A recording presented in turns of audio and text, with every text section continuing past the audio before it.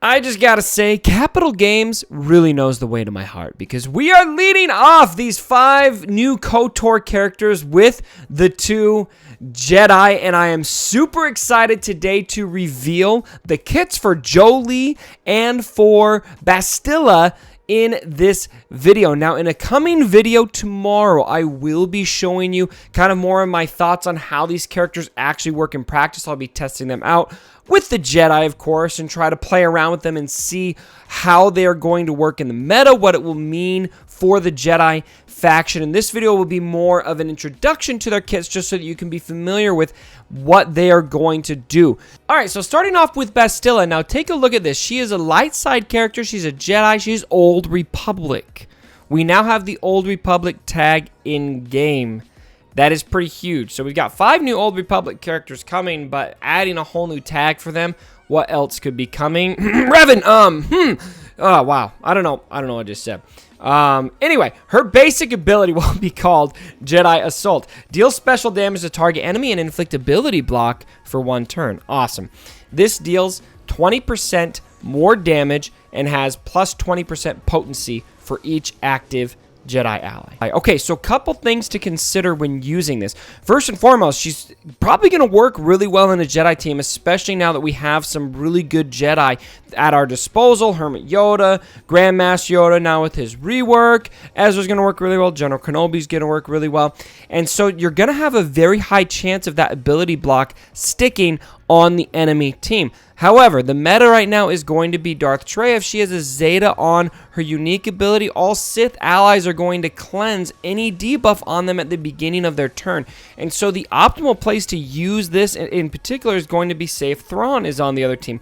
Thrawn will not have advantage from Trey's unique ability. And so say you're able to get Trey to go early in the battle with maybe Hermit Yoda, or if you're able, you're able to land an ability block potentially on Thrawn, avoid that fracture, control the battle a bit more. Very useful to have. So it's really good, except for against all of those Sith. And from what you're seeing here in the footage, it's not going to deal a crazy amount of damage, even though it does have that plus 20% damage boost in the text.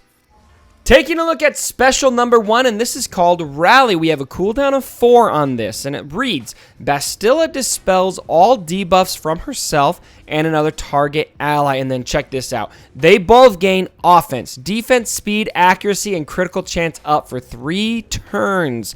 Then Bastila calls that ally to assist. That is juicy, my friends. I really like seeing all of those buffs, especially buffs like offense, speed, crit chance up.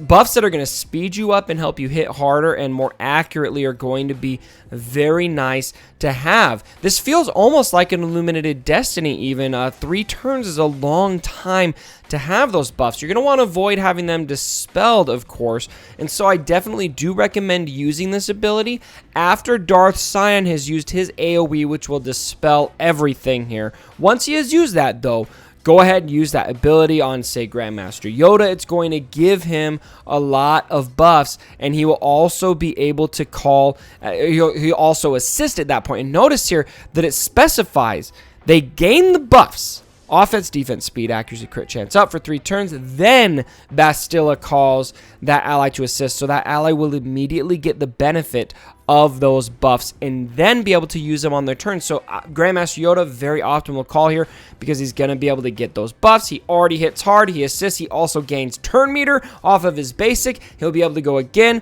Really good way to get some extra turns out of Grandmaster Yoda and have more effectiveness on those turns as he is going to hit. Special number 2 will be Subvert Defenses. This has a cooldown of 2, and the animation for this ability, by the way, is one of my favorite Jedi animations. Really cool. Deal special damage to target enemy, dispel all buffs on them, and stun them for 1 turn. So I'm really happy about this this ability in particular because it's going to be able to dispel. The stun doesn't do as much for me because, again, we're going against Trey everywhere, And stun doesn't do anything for you against virtually every single Sith you're facing in the arena now, so long as Traya is there. So again, maybe useful on, say, Grand Admiral Thrawn, or in all of the JTR teams you're going against. Sure, it will be useful. It does seem to do a pretty decent amount of damage, so it's useful that way. But as far as the stun is concerned, not that great. Maybe the Dispel will be what is most appealing to you. And then we have Bastila's leadership ability. Now, when I first saw that she had a leadership ability, my initial impression was, I don't care, my Grandmaster Yoda, he's my leader. But hold the phone a little bit on this one. This Zeta leadership actually might be better than Grandmaster Yoda. There's a little bit of give and take here, but look at this. The final text read: at the start of the battle, Jedi allies gain 15% turn meter and protection up. 200% can't be dispelled, and all Jedi tank allies gain taunt for 1 turn. So we are going to immediately give General Kenobi a pre-taunt. We're going to give 200% protection up, and all Jedi allies will have 15% turn meter. I mean, so 15% turn meter in the arena at the start of the battle is absolutely massive. And so you're going to be able to have pretty much every single Jedi go first in the battle, which makes a huge difference against these Traya teams, because if they start going, then it's going to be bad news, lights out for you. But if you can stop them early, if you can get Traya out of there early, avoid isolate, if you can avoid getting stunned by Palpatine, get that tenacity up, get that it is going to make such a huge difference in the battle. While Jedi allies have protection up, they have plus 150% tenacity and deal 35% more damage too. So it's also going to be giving them a lot of damage up at the beginning of the battle. I love Grandmaster Yoda lead, my friends. I gave him a Zeta. I'm super happy about him. I've been running him in the arena. This might tempt me. I might prefer to use this over Grandmaster Yoda lead, and that's something I'll test out in my upcoming video.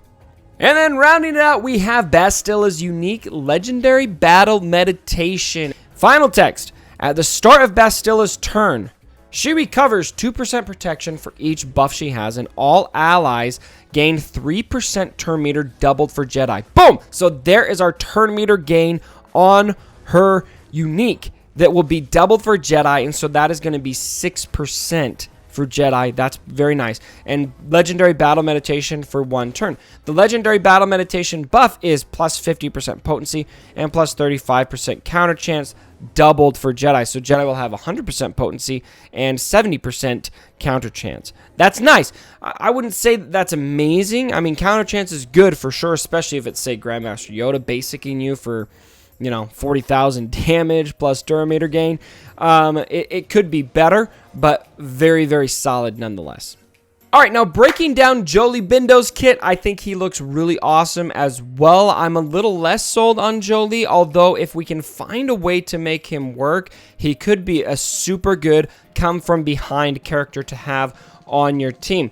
He is Jedi Old Republic as well, and support.